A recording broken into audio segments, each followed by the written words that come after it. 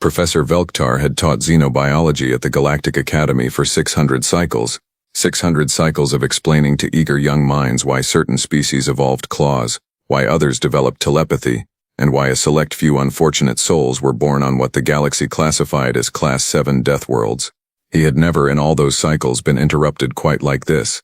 And so, Velk'thar continued, his three eyes talk swiveling to scan the lecture hall.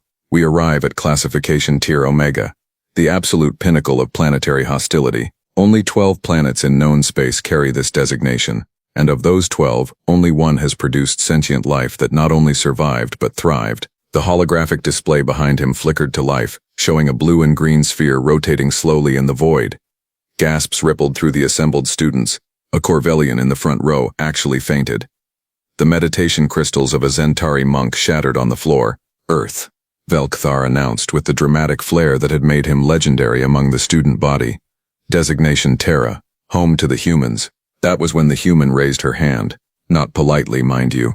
Not the gentle appendage elevation that the Quillari practiced, or the respectful antenna twitch of the Brelix. No, this human, one Mira Kowalski according to the roster, simply thrust her arm straight up into the air with enough force that Velk'thar briefly worried she might achieve liftoff. Professor? Her voice carried across the amphitheater with startling clarity. Most species required amplification in a space this large. Humans apparently did not. Yes, Miss Kowalski. Velk'thar's middle eyes talk focused on her while the other two continued scanning the room. It was a useful talent for maintaining classroom order. I have a question. Of course. However, I would prefer if students waited until after the presentation to stop. The single word cut through the air like a plasma cutter through hull plating. Every being in that lecture hall froze. You could have heard a flitter's wing beat in the silence that followed. Velk'thar's dorsal fin twitched, a sign of confusion among his people. I beg your pardon? You need to stop right there, Professor. Mira stood up and several students in adjacent seats instinctively leaned away. Because I can already see where this is going and I really need to clear some things up before you start listing all the supposedly terrifying things about my homeworld that make everyone look at me like I might spontaneously combust and take half the station with me. A nervous laugh rippled through the crowd. A Yixlar in the back row made the sign of protection. Another student, a gelatinous morphid named Blorp, literally oozed under their desk. Velk'thar's teaching tendrils curled in what might have been amusement, or irritation. With his species it was difficult to tell. Miss Kowalski, I assure you that this lecture is based entirely on peer-reviewed xenobiological research and, let me guess, Mira counted on her fingers. You are about to tell everyone that Earth has predators that can run for days without stopping, that our gravity is 2.3 times galactic standard, that our atmosphere has oxygen levels that would literally kill 60% of known species through oxidative combustion, that our planet is 70% covered in a liquid that most species consider a universal solvent, that we have weather patterns capable of leveling entire cities, that our very own star bombards us with enough radiation to cause cellular breakdown in unprotected organisms. Am I warm? The temperature in the lecture hall actually did seem to rise several degrees. Velk'thar's eyes talks intertwined briefly. Another sign of emotional response. Well, yes, that was going to be the general thrust of, and let me guess the next part. Mira was on a roll now, pacing between the desk rows with an energy that made several students press themselves against their seats. You were going to talk about how humans have binocular vision because we evolved as persistence hunters, how our forward-facing eyes indicate predator status, how we have an entire system in our bodies dedicated to flooding our bloodstream with combat chemicals at the first sign of danger, how we can eat things that would constitute deadly poison to most species, how we form pack bonds with actual predators, and keep them in our homes as companions, how we ingest known toxins for recreational purposes, and call it coffee and alcohol and hot sauce. A Krellic student in the third row made a choking sound. Or maybe that was just normal breathing for their species. Hard to say. Furthermore, Mira continued, and was she actually enjoying this?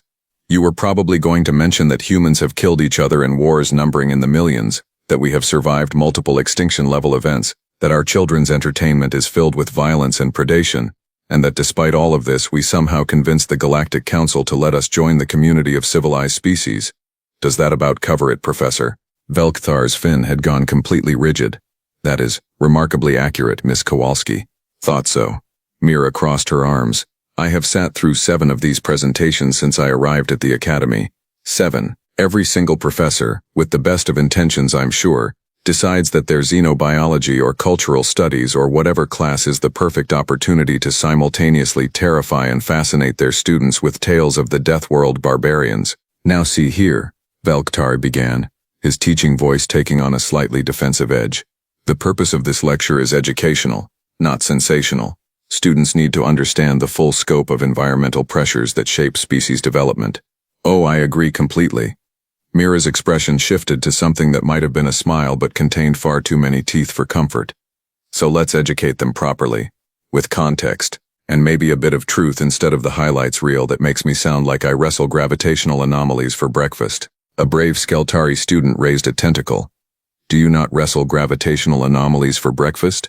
No, Plixnar. I have toast. Sometimes cereal. On weekends maybe eggs. Mira turned back to the professor. Permission to provide some counterpoint to your lecture, Professor Velk'thar. The professor's eyes swiveled in what was definitely amusement now. In 600 cycles of teaching, no one had ever requested to debate him during his own lecture. It was refreshing in a mildly terrifying way. By all means, Miss Kowalski, the floor is yours. Mira walked to the front of the hall, her footsteps making soft sounds on the polished floor. Each step registered at exactly 1 Earth standard gravity, which in this station's reduced gravity field meant she seemed to bounce slightly with each movement. It created an oddly hypnotic effect. Okay, she faced the assembled students, easily 200 beings from across the known galaxy. Let's talk about Earth. And let's talk about the things Professor Velk'thar was absolutely going to mention. Because yes, they are all technically true, but context matters. She pointed at the holographic Earth still rotating behind her. Fact. 1. Earth has high gravity. 2.3 times what the Galactic Council decided was standard, which by the way is based on averaging every known habitable world, and is therefore kind of meaningless as a practical measurement. Yes, this means I am stronger than most of you in equal gravity conditions. It also means that I have to be really careful when I shake hands because I accidentally sent a Quailari to medical 3 times in my first week because I forgot that what feels like a normal grip to me can actually fracture bone analogs. Several students shifted uncomfortably. One made a note on their data pad, probably writing avoid handshakes with human. Fact 2. Earth has dangerous predators. We have things called tigers and bears and sharks and crocodiles, and my personal favorite, the honey badger, which is a small mammal that has exactly 0 fear and will fight literally anything up to and including animals 50 times its size. Mira paused. But you know what else we have? We have deer. We have rabbits. We have butterflies and goldfish and pandas who are so non-threatening that they occasionally forget to reproduce and need help from humans to remember how. A ripple of what might have been laughter went through the crowd. Fact 3. Yes, our atmosphere will kill a lot of you. Know what our atmosphere will also kill? Humans, if we are not careful. We can drown in our own oceans. We can be crushed by our own gravity if we fall wrong. We can be poisoned by our own plants if we eat the wrong ones. We have a whole category of weather called natural disasters because sometimes our own planet just decides to kill us for no particular reason. Velk'thar's teaching tendrils uncurled completely. He was leaning forward now, genuinely engaged. See, here's the thing everyone seems to miss when they talk about Deathworlds. Mira's voice softened slightly. Yes, Earth is dangerous. Yes, it shaped us in specific ways, but it also taught us to be careful, to cooperate, to plan ahead. You know why humans are good at persistence hunting? Not because we are vicious predators, because we learn to work together, to communicate, to share resources. One human alone on the African savanna dies pretty quickly. A group of humans who cooperate, they built civilizations. The lecture hall was silent now, but it was a different kind of silence than before, attentive rather than fearful. And yes, we do have binocular vision, and yes, it does make us good hunters. It also makes us really good at judging distances, which is why humans are disproportionately represented in fields like surgery, engineering, and art. That predator vision everyone finds so scary? We use it to put together machines with precision tolerances that would make a Clicktar weep. We use it to paint, to sculpt, to perform medical procedures that save lives across the galaxy. Professor Velk'thar made a sound that might have been approval, hard to say with his species. The pack bonding thing? Mira actually grinned. Okay, that one is just weird. I will admit it. We absolutely do befriend predators and keep them in our living spaces. But we also befriend each other. Humans will pack bond with anything that holds still long enough. I have a roommate who has formed an emotional attachment to a maintenance robot. She named it Herbert. Herbert does not have sentience. She does not care. Genuine laughter now.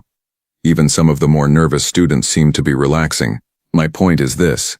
Mira looked around the room, making eye contact with as many students as she could. Everything you are going to hear about humans in this class is probably true, but it is not the whole truth. Yes, we come from a dangerous world. Yes, that made us dangerous in some ways, but it also made us adaptable, creative, empathetic, because when your whole planet is trying to kill you, you learn pretty quickly that working together is better than working alone. She turned to Professor Velk'thar. So by all means, Professor, continue your lecture. Tell them about the Deathworld. Tell them about the dangers and the adaptations and the statistical anomalies, but maybe also tell them that the same species that evolved to hunt mammoth also evolved to make music and art and poetry. That we didn't conquer our planet, we learned to live with it, and that maybe, just maybe, that is more impressive than any amount of high-gravity adaptation or predator evolution could ever be. The silence stretched for 3 full seconds. Then Velk'thar began the Threlix equivalent of applause, which involved rapidly vibrating his dorsal fin and clicking his teaching tendrils together. Within moments, the entire lecture hall had joined in, each species contributing their own version of appreciation. The sound was cacophonous and beautiful and utterly unlike anything else in the galaxy. Mira blinked, clearly not having expected this response.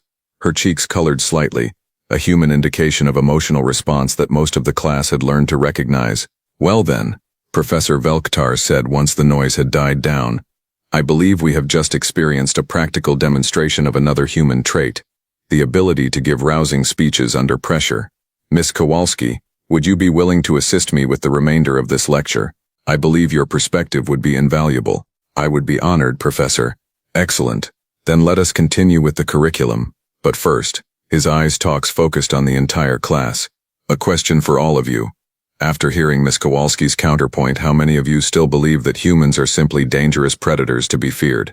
Not a single hand, tentacle, or appendage was raised. And how many of you now believe that humans are complex beings shaped by their environment but not defined solely by it? Every single appendage in the room went up. Even the morphid emerged from under the desk. Outstanding! You have all just learned the single most important lesson in xenobiology. Context matters. Understanding matters. Fear is the result of incomplete information. Velk'thar gestured to the holographic Earth. Now then, let us continue our examination of Tier Omega Deathworlds. But this time, with a more nuanced perspective, Mira returned to her seat to a series of respectful nods and gestures from her fellow students. The Krelix who had choked earlier gave her a small salute. Twixnar the Skeltari actually waved. As Professor Velk'thar launched into a detailed analysis of Earth's geological history, Mira allowed herself a small smile. Maybe this semester would be different after all. She had no idea how right she was. Or how wrong. Because what neither she nor Professor Velk'thar knew was that in the back row, partially hidden behind a particularly large Grelak student, sat an observer from the Galactic Defense Council. And that observer was taking very detailed notes indeed. Notes about the human who had just demonstrated advanced rhetorical skills, emotional intelligence, and the ability to command a room of 200 diverse beings with nothing but words and conviction. The kind of skills that the council found very, very interesting. The kind of skills that were about to make Mira Kowalski's life significantly more complicated. But that was a problem for later. For now she was just a student trying to get through xenobiology class without causing an interstellar incident. She was doing remarkably well, so far. 3 days after her impromptu lecture hall speech, Mira Kowalski discovered that becoming famous at the Galactic Academy was both easier and more annoying than she had anticipated. Is it true that humans can hold their breath for 6 minutes underwater? A flitter named Zixpic hovered at shoulder height, wings beating so fast they created a visible blur. Some humans, yes. I personally tap out at about 90 seconds before my lungs start screaming. Mira adjusted her data pad and tried to navigate through the corridor without making eye contact. It was not working. And is it accurate that your species can survive on minimal sleep for extended periods? This from a tall, crystalline-looking being whose name Mira kept forgetting. Definitely not from Earth, that much was certain. Technically yes, practically no. We get really grumpy and start hallucinating if we skip too much sleep. I once stayed awake for 40 hours studying for exams and became convinced that my lamp was judging me. It was not a high point. The crystalline being made a notation. Everyone was always making notations around her now. She finally made it to the cafeteria, which on the Academy station was less a room and more an entire wing dedicated to the impossible task of feeding 3,000 students from 400 different species with wildly incompatible dietary requirements. The air smelled like a combination of burnt sulfur, honeysuckle, and something that might have been cheese but probably was not. Mira grabbed a tray and headed for the human-compatible section, which the kitchen staff had helpfully labeled Chemical Nightmare Zone in 12 languages. She appreciated their honesty if not their tact. "Mira, over here," a voice called from across the room. She turned to see her roommate, a Velen named Kix, waving enthusiastically from a table near the observation windows. Next to Kix sat 3 other beings Mira had come to know well over the past semester. There was Ren, a Quallery whose exoskeleton changed colors based on mood, and was currently displaying nervous purple stripes. Beside him sat Olivax, a floating jellyfish-looking creature who communicated through bioluminescent pulses and needed a translator box to participate in conversations. And finally there was Torvik, a Brelix whose multiple arms made him exceptionally good at taking notes and exceptionally bad at fitting through standard doorways. "You look harried," Kix observed as Mira sat down with her tray of what the menu optimistically called nutrition paste, but actually tasted like someone had tried to make chicken soup and gave up halfway through. 3 separate students asked me if humans could breathe fire. Fire, Kix. Where do people even get these ideas? Probably from that entertainment program about the human firefighters. Olivax pulsed through her translator. The one where they run into burning structures to save people. It does seem rather improbable. It is improbable. It is also incredibly dangerous, and we have to wear protective gear and breathing apparatus, and even then people die doing it. We are not fire resistant. We are just stubborn and occasionally heroic in deeply stupid ways. Ren's exoskeleton flickered to amused orange. "You know what the real problem is. You broke the narrative." "What narrative?" "The scary human narrative." Torvik gestured with 3 of his 6 arms, while somehow still managing to eat with the other 3. "Before your little speech in Velk'thar's class, everyone had a nice simple understanding of humans. Dangerous deathworlders, probably going to snap and go on a rampage at any moment. Best to smile and nod and avoid direct confrontation. Simple, clean, easy to understand. That is a terrible narrative." "Oh, absolutely. But it was comfortable. People knew where they stood." Torvik pointed a fork equivalent at her. "Then you went and complicated everything by being articulate and reasonable and making actually valid points about cultural context. Now nobody knows what to think, so they are asking you questions directly instead of making assumptions. You should probably consider that a win." Mira poked at her nutrition paste. It poked back. She decided not to investigate further. "It does not feel like a win. It feels like I am some kind of exhibit. Come see the human. Watch her breathe oxygen without exploding. Marvel at her ability to consume capsaicin for pleasure. Speaking of which," Kales leaned forward conspiratorially, "is it true that you put hot sauce on literally everything? I hate you all. We know. That is why we are friends." The lunch conversation drifted to safer topics after that. Upcoming exams. The latest maintenance issues with the station's gravity generators. The scandal involving 2 professors from the astrophysics department who had been caught using the telescope array to spy on a neighboring solar system's reality entertainment broadcasts instead of conducting actual research. It was almost normal, almost comfortable. Then the lights in the cafeteria flickered once, twice, and went dark. Emergency lighting kicked in immediately, bathing everything in a red glow that made the already strange cafeteria look like something from a horror simulation. Several species made sounds of alarm. A Yixlar began praying loudly in the corner. "Please remain calm," a synthetic voice announced through the station speakers. "We are experiencing a temporary power fluctuation. Main lighting will be restored shortly." Mira felt more than saw her friends turn toward her in the darkness. "Why are you all looking at me?" "Because you are a human," Ren said, his exoskeleton now showing concerned purple. "And humans have exceptional vision in low light conditions compared to most species. Can you see anything unusual?" "I can see fine. Yes. And I can also tell you that this is not just a power fluctuation." Mira stood up, her eyes adjusting to the dim red glow far faster than most of the other beings in the room. "Look at the windows." They looked. Outside the observation windows, the normal running lights of the Academy station were dark.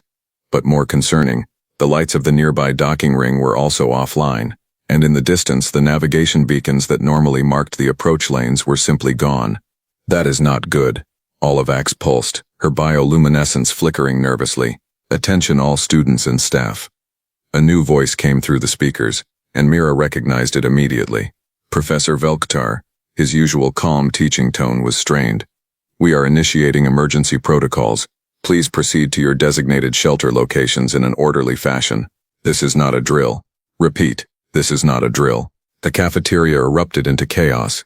Students from dozens of species all tried to move toward the exits simultaneously, creating an instant traffic jam of bodies, appendages, and panic. Someone screamed. Something that might have been a small creature or possibly someone's lunch scurried across the floor. A morphid lost cohesion and splattered across 3 other students who screamed louder. "Everybody stop." Mira's voice cut through the noise like a blade. It was the same voice she had used in Velk'thar's lecture hall, amplified now by genuine urgency and the acoustic properties of panic. "Just stop moving for 5 seconds. Remarkably, they did. "Okay. Listen carefully." Mira climbed onto the table, giving herself a better vantage point. Her higher gravity bone density meant she did not need to worry about the table collapsing, though Kex made a small sound of concern anyway. Panicking is going to get people hurt, trampled, crushed. Species who need specific atmospheric conditions might have their breathing apparatus damaged, so we are going to do this smart. "And who put you in charge?" A large Grelic student near the back called out, his translator giving his voice an aggressive edge. "Nobody. But I am standing on a table and talking loudly, which in most cultures constitutes temporary authority during emergencies. Anyone else want to stand on a table and organize an evacuation?" "No? Great. Then shut up and listen." Torvik made a sound that might have been a laugh. "Definitely a human. Mobile species exit first. If you can move faster than walking speed, head for the doors now. Stay to the right side of the corridor. Do not run. Fast walk only. Spread out between all 3 exits so we do not create bottlenecks. Go." About a third of the cafeteria began moving in a relatively orderly fashion toward the doors. The improvement over the previous chaos was dramatic. "Species with special atmospheric needs, you are next. Get to the exits and stick together.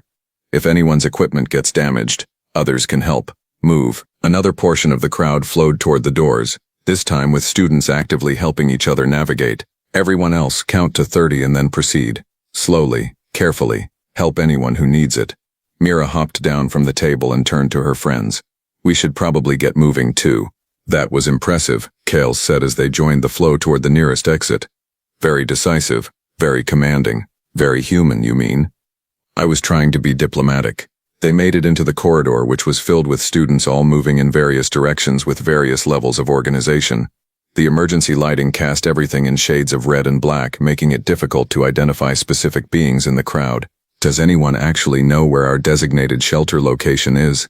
Torvik asked, using his multiple arms to keep smaller students from being swept away in the flow of traffic. "Dormitory level, Section 7, Room 42. Mira had memorized the emergency protocols in her first week. Old habits from living on a planet that regularly tried to kill you. Should be about 3 corridors over and 2 levels down. "Assuming the elevators are working," Ren pointed out. "Assuming the elevators are working," Mira agreed. The elevators were not working. "Stairs it is then." Mira led the group to the emergency stairwell, which was already packed with students descending in a mostly controlled panic. The stairs were designed for general galactic standard body types, which meant they were slightly too small for some species, and far too large for others. A group of flitters had given up on the stairs entirely and were simply flying down the central shaft, wings creating tiny wind currents that made everyone else's descent slightly more challenging. 2 levels down, 1 corridor over, Section 7, Room 42. The shelter was basically a reinforced classroom with emergency supplies and enough space for about 50 beings if they squeezed in tight. There were already at least 70 inside when Mira's group arrived, with more streaming in behind them. "This is cozy," Olivax pulsed sarcastically. "This is a potential crushing hazard," Mira corrected. She turned to a nearby staff member, a Threlix administrator whose name badge read Assistant Director Quell. "Sir, we have too many people in this space. We need to spread out to other rooms or we are going to have a crowd collapse situation." Quell's dorsal fin was vibrating with stress. "All shelters are over capacity. The entire dormitory wing has taken refuge on this level. We are working on redistributing, but it takes time and coordination and we do not have enough staff to—" "I can help." The words were out of Mira's mouth before her brain caught up with what she was volunteering for. "I can coordinate groups, get people moving to less crowded areas. Just tell me where you need them." Quell's eye stalks focused on her with an intensity that was almost physical. "You are the human, from Velk'thar's class. Kowalski. Yes, sir. Very well. Take anyone who volunteers and clear some space to sections 5 and 6. They have structural reinforcement but fewer supply caches. For short-term shelter they will work fine. He handed her a datapad. This has station layout and current capacity readings. Do not let anyone convince you to open the airlocks. We get at least 3 attempts every emergency. People try to open the airlocks during emergencies. Panic makes beings do strange things. Now go, quickly. Mira turned to the crowded room and once again found herself speaking loudly to a group of frightened aliens. She was starting to see a pattern in her life. Okay, everyone, listen up. We need volunteers to relocate to other shelter areas. Reduce crowding. Improve safety. Same level of protection. Who is willing to move? Silence. Frightened eyes, stalks, and sensor arrays all focused on her. Nobody wanted to leave the perceived safety of the designated shelter. Then Kales raised her hand. I will go. Us too, Torvik added, gesturing to include Ren and Olivax. We are with the human. A voice called from the back. It was Plixnar, the Skeltari from Velk'thar's class. Behind him stood a dozen other students. Mira vaguely recognized from various lectures. If Kowalski says it is safe, another voice added. The Krellick student who had saluted her 3 days ago. Within 2 minutes, Mira had a group of 30 volunteers following her through red-lit corridors to the alternate shelter locations. She checked the datapad constantly, noting capacity levels and structural integrity readings she only partially understood. They were halfway to Section 5 when the station shuddered. Not a small vibration, not a minor turbulence from the gravity generators or a course correction from the positioning thrusters. This was a full-body impact that sent students sprawling and made the walls groan in protest. What was that? Someone screamed. Mira braced herself against the wall and checked the datapad. The screen flickered, went dark, came back to life showing error messages in 3 languages. I do not know, but we need to keep moving. Come on. They made it to Section 5 and started getting students settled when the second impact hit. This one was worse. The lights went out completely for 3 full seconds. When they came back, they were dimmer, flickering, unstable. And through the station speakers came a sound that made Mira's blood run cold. An alarm, but not the emergency shelter alarm, not the fire suppression alarm or the atmospheric breach alarm or any of the dozen standard alerts that students learned in orientation. This was the combat alert. The sound that meant the Academy station was under attack. Oh, you have got to be kidding me, Mira muttered. Kales grabbed her arm. What is that alarm? What does it mean? It means we have a very serious problem. Mira pulled up the station's external sensor feed on the datapad, hoping it still had enough function to show her what was happening outside. What she saw made no sense. Ships. Dozens of them. Maybe hundreds. Small attack craft swarming around the station like insects around a light. And they were firing. Not at the station itself, but at something else. Something big. Something that was firing back. Is that? Torvik's voice trailed off in disbelief. Is that a Vren warfleet? The Vren? Mira knew that name from her galactic history courses. A species from the outer reaches who had rejected the Galactic Council 300 cycles ago and declared themselves independent, aggressive, territorial, and equipped with military technology that made most council members nervous. They also had absolutely no reason to attack a civilian academy station in neutral space. Why would the Vren attack us? Ren's exoskeleton had gone pure white with fear. We are students. This is an educational facility. We have no military value. Mira stared at the datapad screen, watching the battle unfold in real time. The attack craft were using hit-and-run tactics, fast strikes, rapid retreats, classic raider behavior. They were not trying to destroy the station. They were trying to board it. They are not attacking the station, Mira said quietly. They are attacking the defense ships trying to protect the station, which means the third impact shook the entire section. Somewhere close, very close, something exploded. The sound of metal tearing filled the air. Which means they are coming inside, Mira finished. Through the walls, through the emergency lighting, through the red glow and the flickering shadows came a new sound. Footsteps. Heavy, rhythmic, armored footsteps. And they were getting closer. Mira looked at the 30 students crowded into Section 5. Students from a dozen different species. Kids, really. Young beings away from home for the first time, trying to get an education, trying to build a future. Beings who were now in immediate danger because someone had decided that an academy station was a valid military target. She thought about her speech in Velk'thar's class, about context and nuance and how humans were not just dangerous predators but complex beings shaped by their environment. She thought about how she had argued so passionately for understanding over fear, and then she thought about the fact that sometimes, in certain situations, a little bit of that Deathworld evolution was exactly what the situation called for. Okay, Mira said, her voice dropping into a register her friends had never heard before. Calm, cold, calculated. New plan. Everyone who cannot fight, get to the back of the room. Everyone who can, grab anything heavy or sharp or both. We are going to defend this position. Defend? Plixnar's tentacles writhed nervously. Mira, we are students. We are not soldiers. No, you are not. Mira picked up a metal chair and tested its weight. In the station's reduced gravity it felt light as a toy. But I am a human from a Tier Omega Deathworld, and if those footsteps belong to who I think they belong to, then they are about to learn exactly why the galaxy classified my planet the way they did. She looked at her friends, at the scared students, at the beings who had trusted her to lead them to safety. Stay behind me, do exactly what I say, and whatever happens, remember that humans did not survive 6 million years of evolution by giving up when things got scary.